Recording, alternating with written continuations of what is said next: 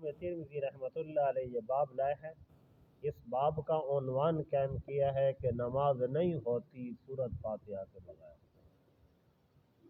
نماز نہیں ہوتی سورۃ فاتحہ کے بغیر. حدیث پاک کے ترجمے سے یہ ثابت ہے کہ نبی علیہ الصلاۃ والسلام نے ارشاد فرمایا لا صلاۃ نماز نہیں ہوگی لمن لم اس شخص کی نماز نہیں ہوگی جس نے نہیں پڑھا فاتحہ کتاب کو.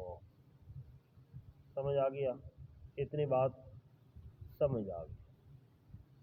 یہاں پر فرمایا لمن لم یقرأ کسی کی بھی نماز لمن لم اس شخص کی نماز نہیں ہوگی. لا صلاۃ نماز نہیں ہوگی اس شخص کی جس نے فاتحہ کتاب کو نہیں پڑھا. کیا فرمایا؟ اس شخص کی نہیں ہوگی کہ جس نے نہیں پڑھا. اب یہ معنی ترجمہ آپ ذہن میں رکھیں. پہلے میرا جی چاہا کہ آپ کو تھوڑا سا نا عام فہم انداز میں تھوڑا سا سمجھاؤں، آسان ہو تاکہ بات سمجھ میں آ جائے. جو لوگ کہتے ہیں کہ فاتحہ شریف کے بغیر نماز نہیں ہوتی، ایک یہ ہے کہ سوال ہوتا ہے، بعض سوالوں کا جواب جو ہوتا ہے وہ سوال ہوتا ہے. بعض سوالوں کا جواب جو ہے وہ سوال ہوتا ہے کہ اس انداز کا سوال کر دو تو جواب بن جاتا ہے. اور بعض جواب دینے پڑتے ہیں. ایک جواب ہوتا ہے حالی اور ایک یہ ہے کہ دوسرے کا منہ توڑ. چل منہ توڑ جواب نہیں دیتے، بڑے ادب سے بات کرتے، احترام. یہ بزرگ آئے نماز پڑھنے کے لیے،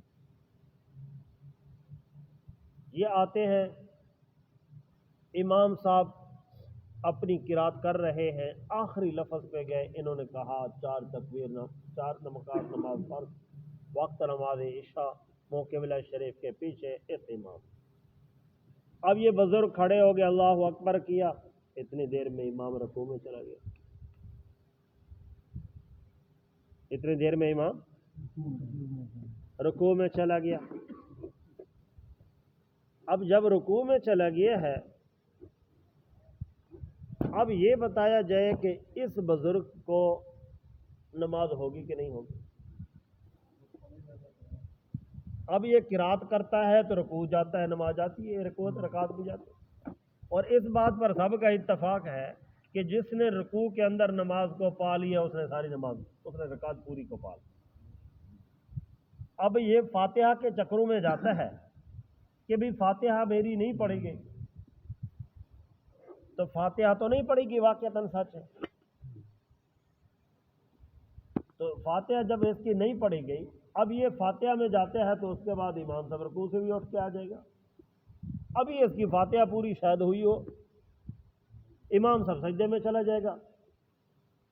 اب یہ بتاؤ کہ یہ بزرگ سجدے میں جائے کہ رکوع میں جائے؟ اب یہ سجدے میں جاتا ہے، رکوع فرض ہے، نماز گئی. اب اگر یہ رکوع میں جاتا ہے امام صاحب تو دوسرا سجدہ کر کے واپس آ جائیں گے.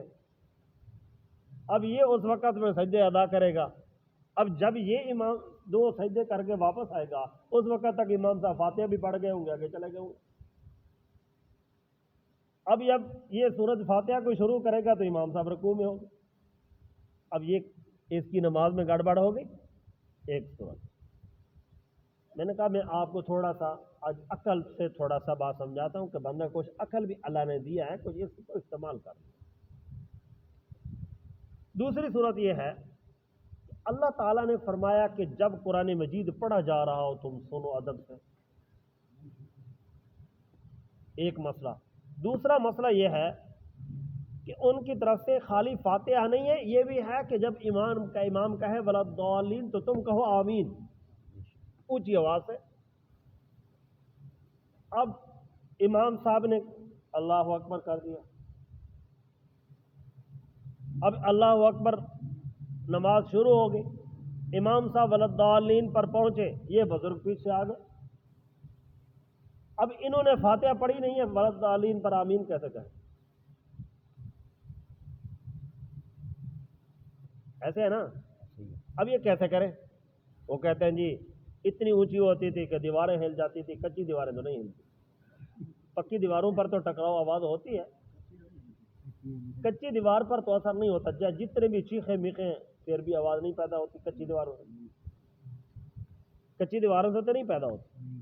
اور ہر کسی کو معلوم ہے کہ اس دور میں مسجد نبی کی کچی دیواریں تھیں، اور جس کے اوپر گرڈر ہو، لنٹر ہو، لوہا ہو تو کڑکتا ہے۔ اور ہر کسی کو معلوم ہے کہ مسجد نبی پاک کی جو چھت تھی وہ اس کے اوپر کھجور کے تنے تھے، اور کھجور کے تنے کے اوپر کھجور کی چھڑیاں تھیں، ان کے اوپر گارا لگا کے لیپا گیا۔ اب یہ بتایا جائے کہ کچی دیواروں میں آواز کھڑکانا نہیں ہوتی، چلو اس کو مسئلے کو کل کریں گے کیونکہ آمین کا مسئلہ کل آ رہا ہے۔ آج مسئلہ یہ ہے کہ یہ بزرگ آمین کرے کہ فاتحہ پڑھے، آمین کرے گا یا فاتحہ کرے؟ اب اس نے فاتحہ سنی نہیں ہے، پڑھی نہیں ہے، آمین کیسے کہہ دے؟ اچھا اگر یہ آمین کہتا ہے تو فاتحہ گئی، کیوں؟ اس لیے کہ آگے امام صاحب قرات شروع کر رہا ہے، اور قرآن مجید کے اندر لڑنا جو جائز نہیں ہے، قرآن مجید کے اندر لڑائی کرنا جائز نہیں ہے۔ اور کیا فرمایا؟ فرمایا کہ امام فقراءۃ الامام قراءۃ لہ وحدیث اذا قرأ فانصتوا، جب تم قرآن مجید کو پڑھو فانصتوا لعلکم ترحمون، اذا قرئ القرآن فاستمعوا لہ، قرآن مجید میں ہے جب قرآن مجید پڑھا جائے فاستمعوا لہ، سنو، وانصتوا، خاموشی سے سنو۔ اب سورت فاتحہ پڑھتا ہے، اب قرآن مجید کی مخالفت آتی ہے، اب قرآن مجید کی مخالفت کرنا جائز ہے؟ اب دوسری حدیث لاتے ہیں،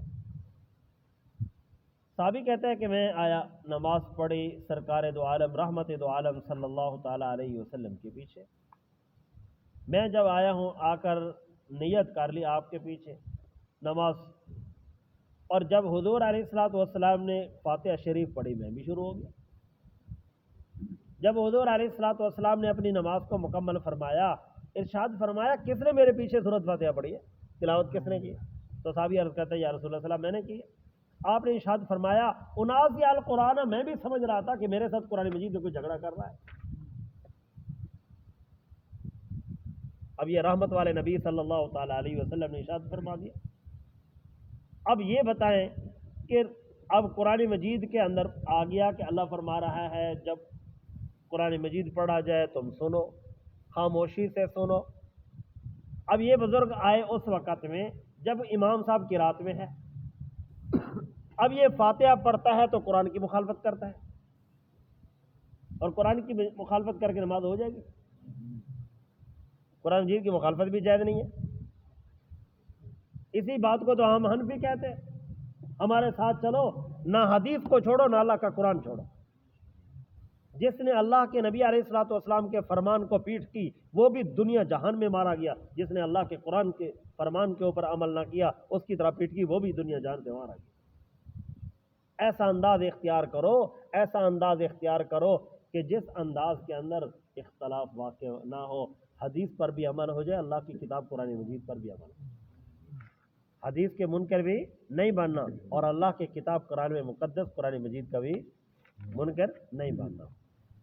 اب اللہ تعالیٰ نے فرما دیا فَقْرَؤُوا مَا تَيَسَّرَ مِنَ الْقُرْآنِ، کہ جب تم نماز پڑھو جہاں سے تمہیں آسان لگے وہاں سے پڑھو، جہاں سے تمہیں آسان لگے وہاں سے تم قرآن مجید کو پڑھو۔ اب قرآن مجید وہ پڑھ رہا ہے جہاں سے اس کو آسان لگ رہا ہے۔ اب قرآن مجید کا پڑھنا مطلقاً فقرؤ اللہ نے فرما دیا، یہ امر کا صیغہ ہے، اس سے معلوم ہو رہا ہے کہ اللہ فرما رہا ہے قرآن مجید کا پڑھنا فرض عین، قرات نہیں کرو گے تو تمہاری نماز نہیں ہوگی۔ اب سورت فاتحہ کے بارے میں آ گیا، حضور علیہ الصلوۃ والسلام نے ارشاد فرمایا اس شخص کی نماز ہی نہیں ہے جس نے فاتحہ نہیں پڑھی۔ ہم کہتے ہیں اب ایسا کرتے ہیں کہ حدیث سے چونکہ فرضیت ثابت نہیں ہوتی اور قرآن مجید سے فرضیت ثابت ہوتی ہے، اللہ کا قرآن کے اندر یہ آیا کہ جہاں سے تمہیں آسان لگے وہاں سے پڑھو، یہ امر کا صیغہ ہے، اور امر وجوب کے لیے آتا ہے۔ اللہ کے قرآن مجید کے سے معلوم ہو رہا ہے کہ اللہ فرما رہے تمہارے اوپر لازم ہے، یعنی قرآن مجید کا پڑھنا فرض عین ہے۔ لہذا آپ کیا کریں گے؟ ہم کہتے ہیں کہ سورت فاتحہ کا پڑھنا واجب ہے، اور کیا کرنا؟ اور باقی قرات کا کرنا فرض ہے. باقی رہا مسئلہ کس کا واجب ہے. اب آیا مسئلہ. حدیث میں آیا کہ رسول پاک صلی اللہ علیہ وسلم نے ارشاد فرمایا ہے من کان لہ امام فقراءۃ الامام قراءۃ لہ، کہ جس شخص کے لیے امام ہے اس نے قرات کی تو اس کی قرات امام کی، اس کے امام کی قرات اس کی قرات.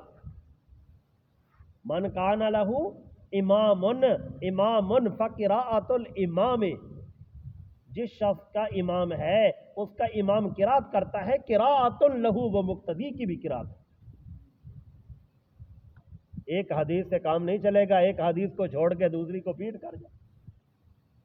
ہم کہتے ہیں ایسا کرو، فاتحہ کو بھی سنو، قرآن مجید کو بھی سنو. تمہارا امام پڑھ رہا ہے، ہاں اگر تمہارا امام فاتحہ نہیں پڑھے گا تو واجب چھوڑے گا، اور اگر اس کو بھول کر چھوڑ گیا پھر آخر میں سجدہ ساو نہیں کرتا تو نماز کامل نہیں ہوئی، لہذا نماز دوبارہ. ہم بھی کیا کہتے ہیں، اس کی نماز نہیں ہوتی اگر امام بھی نہیں بھی پڑھی، اس لیے کہ جب قرآن مجید پڑھا جا رہا ہو تو سارے قرآن مجید کو ادب سے سنو. پھر وہ کہتے ہیں اچھا جب آواز نہیں آتی، آواز نہیں آتی تو پھر کیا کرے. تو میں ظہر اثر میں تو ہم ایک سوال پوچھتے ہیں، اسپیکر تو آئے ہیں، اب تو پہلے ہوتے تھے مکبر، اب بھی بہت ساری جگہوں پہ ایسا ہوتا ہے جہاں لمبے لمبے ہوتے ہیں تو وہاں پر کیا ہوتا ہے، آواز نہیں آتی. اب بھی حرمین شریفین کے اندر جو باہر والی کبری ہے وہاں تک تو آواز جاتی ہے، اس کے آگے تو آواز نہیں جاتی. مکہ مکرمہ میں جمعے والے دن جب جمعہ ہوتا ہے تو 10 بجے کے بعد تو پچھلی کبری بھی بند ہو جاتے، وہاں سے آگے کی آواز نہیں جاتی. تو پھر کیا کرتے ہیں، مکبر آواز دیتے ہیں. اب بتاؤ کہ کیا کریں گے. جس طرح یہاں پر خاموشی کے ساتھ کھڑا رہے گا، قرآن مجید پڑھنے کی اجازت نہیں ہے. یہاں پر خاموشی کے ساتھ اس لیے کھڑا کہ امام کی آواز نہیں آ رہی، اسپیکر کی آواز نہیں جاتی. جب بندہ دوسری کبری کراس کر جائے اس کے بعد اسپیکر کی آواز نہیں آتی. اور جمعے والے دن جمعے کی نماز جب ہوتی ہے تو 10 بجے کے بعد 11 بجے کے قریب پچھلی کبری سے بند ہو جاتا ہے. اس کے بعد پھر روڈوں کے اوپر ہوتی ہے دنیا، او پچھلے مین روڈ پر. جب مین روڈ کے اوپر دنیا کھڑی ہوگی، اور اسی طرح جب پرلی طرف دیکھا جائے جو مسجد فتح ہے وہاں سے تک ہے، وہاں آ جاتا ہے روڈ، آگے جنت المالا کی طرف جانا پڑتا ہے، وہاں تک سپیکر ہے. جب آگے جنت المالا کی پرلی طرف جائے تو پھر تو سپیکر نہیں ہے، پھر کہاں جائے. پھر اب مسئلہ بن جاتا ہے، اب اس کی آواز تو نہ سنی ہے اس نے، اور 11 بجے کے بعد مین روڈ بند ہو جاتا ہے، وہاں پر تو دنیا ہو جاتی ہے کھڑی. کیوں؟ اس لیے کہ 12:30 بجے تو جمعہ کی نماز پڑھتے ہیں. 1.5 گھنٹہ پہلے اگر نہ بند کریں تو پھر حرم شریف میں پھر تو کام نہیں چل سکتا، وہ تو 10 بجے بند کر دیتے ہیں. تو اب یہ ہے کہ آیا کہ اب کیا صورتحال اختیار کی جائے گی، اب کس پر عمل کیا جائے گا، اب کس پر عمل کیا جائے. اب کہتے ہیں کہ دیکھو جب وہاں پر امام کی آواز نہ آئے تو اس وقت میں کیا کرتے ہیں، خاموشی سے کھڑا رہو. ٹھیک ہے، تو خاموشی اختیار کرو. تو اب جس طرح خاموشی یہاں پر چپ کر کے کھڑا ہے، اسی طرح آواز نہیں آ رہی، اسی طرح مسجدوں میں بھی ہے.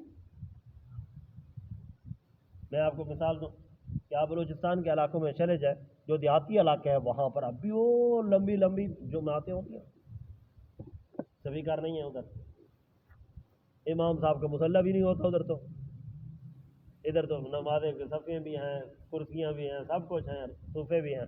ہر کسی کے پاس چادر ہوتی ہے، چادر بچھاتے جاتے ہیں، لوگ صفیں بندی جاتی رہتی. امام صاحب اپنی چادر بچھا لیتا ہے، ہر کوئی اپنی اپنی چادر بچھاتا ہے، نماز کھڑی ہو گئی، او جہاں تک نظر آتی ہے جماعت ہی جماعت. اور یہی حال خیبر پختونخوا کے دیہاتی علاقوں میں ہے. اور آخر میں ہم کھڑے ہوتے ہیں، نماز ادا نہیں، آواز نہیں آتی. ایک بار میں نے جمعہ پڑھا، ہم ایک جگہ پہ جا رہے تھے، کوئی کام تھا، تو وہاں ہم جا رہے تھے تو پٹھانوں کا علاقہ آ گیا، تو وہاں پر جمعے کے نماز کا ٹائم ہو گیا، گاڑیاں روکی. امام صاحب آیا، امام صاحب کو میں نے دیکھا ہے خود. جب امام صاحب آیا اس نے آ کے اپنی چادر اتاری، اپنی کلاشن کو سائڈ پہ رکھی، اور آ کر اس نے اپنی چادر کے اوپر کھڑا ہو گیا. اب ساری دنیا ہر کوئی چادریں بچھاتا جاتا ہے. یہاں پر تو لوگ مسلح لے آتے ہیں تو مسلح پر کوئی پاؤں رکھ لے تو اگلا بڑا کر اچھا میرے مسلح، وہاں پر لوگ اپنے لیے ویسے ثواب سمجھتے ہیں کہ میرے چادر پر تو نماز پڑھ لے، لوگ خود بچھاتے ہیں یار چھوڑ تو اپنی کو میری پر پڑھ تاکہ میں بھی ثواب لینے والوں میں شامل ہو جاؤں، تو وہاں پر لوگ آ جاتے ہیں۔ اب کیا ہوتا ہے کہ آخری لوگ جو تھے آواز ہی نہیں آتی، آواز ہی نہیں آتی، کئی دفعہ ایسے ہمارے ساتھ بھی ہو، اور پیچھے والے آواز لگاتے اللہ اکبر سمیع اللہ لمن حمدہ ربنا ولک الحمد، آواز آتی ہے ہم آواز کرو، تو کیا ہوتا ہے اب ایسی صورتحال میں جب آواز نہیں آ رہی تو پھر کیا کریں؟ جس طرح وہاں پر خاموشی ہے اسی طرح ظہر اور عصر میں خاموشی ہے، اس لیے کہ یہاں پر بھی امام کے پیچھے مقتدی ہے، امام پڑھ رہا ہے لہذا تو چپ کر جائے۔ اور باقی رہا مسئلہ کہ فرمایا کہ نہیں ہوتی نماز اس شخص کی جس نے فاتحہ کتاب کو نہیں پڑھا، کس کی نہیں ہوتی؟ امام کی نہیں ہوتی، مقتدی کی نہیں ہوتی، اکیلے کی نہیں ہوتی، جماعت والے کی نہیں ہوتی۔ اب یہاں پر ان سے پوچھا جائے، ہم کہتے ہیں کہ تھوڑا سا یہ بات تو سمجھ لے کہ ہمارے پاس دوسرے دلائل ہیں، تمہارے پاس کوئی دلیل ہی نہیں ہے۔ وہ کہتے ہیں جو کسی کی نہیں آتی، ہم کہتے ہیں کسی کا لفظ بولو دکھاؤ، کسی کی بھی نہیں ہوتی اس کا لفظ دکھاؤ۔ ادھر لفظ ہوتا لا صلاۃ، لا صلاۃ لمن لم یقرأ، نہیں یوں ہوتا لا صلاۃ کلو، کسی ایک کی بھی، لمن لم یقرأ جس شخص نے اپنی فاتحہ کتاب کو نہیں پڑھا اس کی نماز ہی نہیں، کلو کا لفظ ہی نہیں ہے، یہاں پر اکثر کا لفظ بھی نہیں ہے، چلو اکثر کا یوں ہو جاتا، اور بعض کا لفظ بھی نہیں ہے، لفظ من آ جاتا، من ہوتا ہے تمییز کے لیے، ان میں سے کچھ فرمایا سے لفظ آیا ہی نہیں ہے۔ ہم بھی کہتے ہیں جب اکیلے نماز پڑھو گے فاتحہ نہیں پڑھو گے تو تمہاری نماز نہیں ہوگی، اس لیے کہ تم نے واجب کو چھوڑا ہے، اور واجب کو چھوڑنے پر تم سے بھول ہوگی ہے، سجدہ صاف کرو، اگر سجدہ صاف نہیں کیا دوبارہ نماز ہوگا۔ ایک صحابی آیا اس کا نام ہے خلاد بن رافع رضی اللہ تعالیٰ، اس نے آیا جلدی جلدی سے نماز پڑھی، سرکار دو عالم صلی اللہ تعالیٰ علیہ وسلم دیکھ رہے ہیں، ارشاد فرمایا ارفع، اٹھ جا، ارجع، اٹھ جا، قم فصلی فإنک لم تصلی، تو نے نماز نہیں پڑھی، اٹھ جا دوبارہ نماز پڑھ گیا، وہ بیچارہ اٹھ گیا دوسری چلا گیا، سرکار دو عالم صلی اللہ علیہ وسلم نے ارشاد فرمایا دوسری بار نماز پڑھ کے آیا، فرمایا ارجع قم فصلی فإنک لم تصلی، کھڑا ہو جا تو نے نماز نہیں پڑھی، دوبارہ نماز پڑھ گیا، تو صحابی بیچارہ دوسری بار پڑھ کے آیا، پھر تیسری بار آیا، پھر سرکار دو عالم صلی اللہ علیہ وسلم نے یہی ارشاد فرمایا ارجع قم فصلی فإنک لم تصلی۔ یہ آج کل کا مرید نہیں ہے، آج کل کا مقتدی نہیں ہے جو آگے سوال کرے، یہ صحابی بیچارہ تیسری بار چلا گیا، اب یہ تیسری بار ہو کے آیا، جب یہ تیسری بار ہو کے آیا ہے پھر رسول پاک صلی اللہ علیہ وسلم نے یہی ارشاد فرمایا ارجع قم فصلی فإنک لم تصلی، تو نے نماز نہیں پڑھی، جا اٹھ جا، اور جب وہ اٹھنے لگا اس نے عرض کیا حضور مجھے اس کے علاوہ آتا نہیں، مجھے سمجھا دو، یہ نہیں کہا کہ میں ایسا کر رہا ہوں، کیا حضور مجھے جو غلطی ہے مجھے سمجھا دو، مجھے غلطی سمجھ نہیں آ رہی، کیسے ادب کا لفظ، کیا صاحب عرض کرتا ہے حضور مجھے نہیں سمجھ آ رہی میری غلطی کون سی ہے، میں اپنی غلطی کو ٹھیک کر لوں، مجھے غلطی کے بارے میں ارشاد فرما دو، حضور نے ارشاد فرمایا تو اس کے واجبات ادا نہیں کر رہا، تو اس کے واجبات ادا کر تو پھر تیری نماز ہوگی، جب تک تو ادا نہیں کرے گا واجبات کو اس وقت تک تیری نماز نہیں ہے، نماز کو اپنے واجبات کے ساتھ ادا کر، اس لیے لوگوں کو دھوکہ نہیں دینا چاہیے، لوگوں کو دھوکہ، اب حدیث آپ کو سمجھ آئی، اسی حدیث سے سارے دھوکے کھا کے بڑھتے ہیں، یہی حدیث ہے اور کوئی حدیث نہیں ہے جو میں نے آپ کو سنا دی ہے، اب آپ کو سمجھ آئی ہے کہ میں نے آپ کو عقلی باتیں بھی سمجھائی نقلی بھی سمجھائی، کہ اب قرآن مجید کیا کہتا ہے، اللہ فرما رہا ہے کہ جب قرآن مجید پڑھا جائے تو تم سنو، اب یہ بزرگ آگے پیچھے امام صاحب کر رہا ہے قرات، اب قرآن مجید کو سنے، اللہ فرما رہا ہے قرآن مجید کو سنو، اب فرض عین ہے، اقراؤ امر کا صیغہ ہے، امر فرما، اللہ حکم فرما رہا ہے جب میری کتاب کو پڑھا جائے نماز کے اندر یا جس جگہ ہے جہاں پر تم ایسے ہو تو اس وقت میں سنو، اب یہ قرآن مجید کو سنے گا یا نہیں سنے گا، اب اگر سنتا ہے قرآن مجید کو تو اس کی فاتحہ جاتی ہے، اور اگر قرآن مجید کی مخالفت کرتا ہے تو قرآن مجید کی مخالفت کر کے بندہ جنت میں جائے گا۔ قرآن مجید فرض کو چھوڑ کے جاتا ہے، اور جس نے قرآن مجید کو نہیں سنا، قرآن مجید کے ساتھ جھگڑالو بنتا ہے تو اس کا کیا بنے گا؟ سمجھ آگے معاملہ؟ یہی حدیث ہے جس کی وجہ سے یہ بیچارے سارے کے سارے پھنسے ہوئے ہیں، اور ہم سے سنتا کوئی نہیں، پیچھے لگے ہو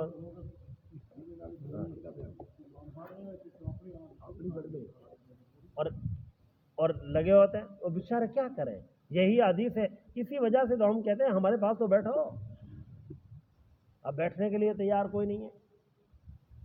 تو یہی مسئلہ ہے، انشاءاللہ اللہ تعالیٰ نے چاہا یہ عید کے بعد جب کوئی ایسا موقع ہوگا نا، عید کے بعد کہ جب کوئی خاص جمعہ نہیں ہوگا، تو آئندہ کے لیے میں جمعے کے اوپر یہی مسائل بیان کروں، فاتحہ خلف الامام، آمین بالجہر، رفع یدین، آئندہ کے لیے جمعہ اس پر پڑھائیں گے تاکہ کم از کم لوگوں کو پتہ چل کہ دھوکے کیوں کھاتے ہیں۔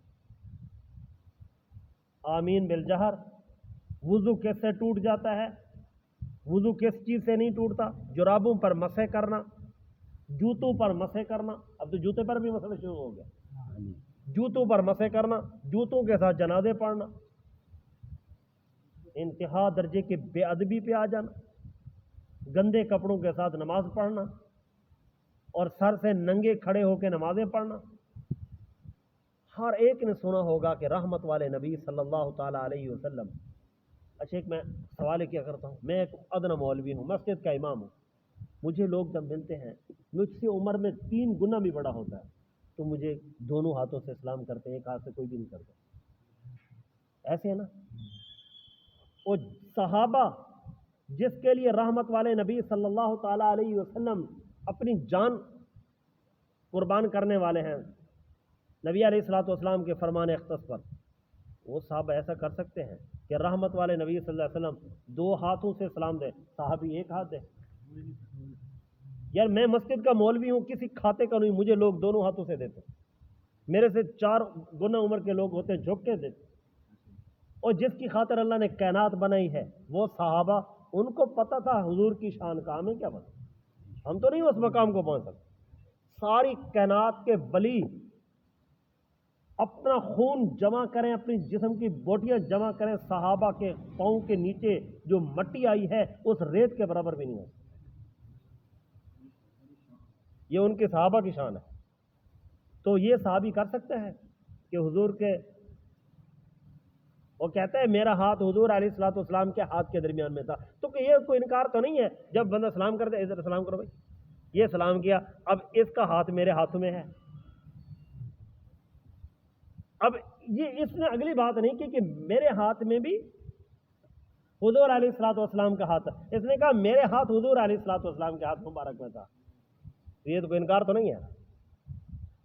تھوڑا سا یہ دماغ سے لینے والی بات ہے، یار میں ادنا سا آدمی ہوں، کسی کھاتے کا بھی نہیں ہوں، مجھے لوگ دونوں ہاتھوں سے سلام کرتے ہیں، ہر ایک مسجد کے امام کو لوگ دونوں ہاتھوں سے، اور رحمت والے نبی کو صحابہ 1 ہاتھ سے سلام کرتے ہیں، کہتے ہیں حضور نے 2 ہاتھ سے سلام دیا اور صحابی 1 ہاتھ سے۔ ہتھوڑے کا بچہ تجھے سمجھ میں نہیں آتا، ایسے لوہار کی طرح ہتھوڑا ایسا مارتا ہے، کوئی تھوڑا سا تو ادب اور عقل لے لے، تو ایسا کرتے ہیں ہم اس کو 2 کھڑکاتے ہیں، حالانکہ وہ چھوٹا بچہ ہے، گنہگار بھی نہیں، کیوں مارتے ہیں؟ ادب سکھانے کے لیے، ہمیں بھی پتہ ہے ابھی گناہ کا اس کا رجسٹر ہی نہیں تیار ہوا، کر رہا ہوں۔ فرمایا لا صلاۃ لمن لم یقرأ، فرمایا نہیں نماز ہوتی اس شخص کی جس نے فاتحہ کتاب کو نہیں پڑھا، اور اس روایت کو نقل کرنے والے سیدنا حضرت ابو ہریرہ، ام المومنین سیدہ عائشہ صدیقہ، حضرت انس بن مالک، اور حضرت ابو قتادہ، حضرت عبداللہ بن عمر رضی اللہ تعالی عنہم اجمعین، یہ بڑے بڑے جلیل القدر صحابہ ہیں، اس روایت کے اوپر کسی قسم کا کوئی انکار نہیں، ولا علم ولا عمل علیہ عند اکثر اہل العلم، اہل علم کا اسی بات پر رہا ہے، کون سے؟ من اصحاب النبی صلی اللہ علیہ وسلم، اللہ کے نبی صلی اللہ تعالی علیہ وسلم کی طرف سے۔ فرمایا لا تجزی الصلاۃ الا بقراءۃ فاتحۃ الکتاب، بعض حضرات فرمانے لگے کہ فاتحہ کے بغیر نماز، کہ انہوں نے فرمایا کہ نماز جائز نہیں ہے، تو ہم بھی کہتے ہیں نماز جائز ہم کب منکر ہیں؟ ہمیں منکر تو نہ ٹھہراؤ نا، ہم منکر نہیں ہیں. ہم کہتے ہیں جب امام کے پیچھے ہو تو پھر امام پر لازم ہے، جب اکیلے ہو تو پھر ہر ایک کے اوپر اکیلے لازم ہے. اللہ تعالیٰ سے دعا ہے اللہ تعالیٰ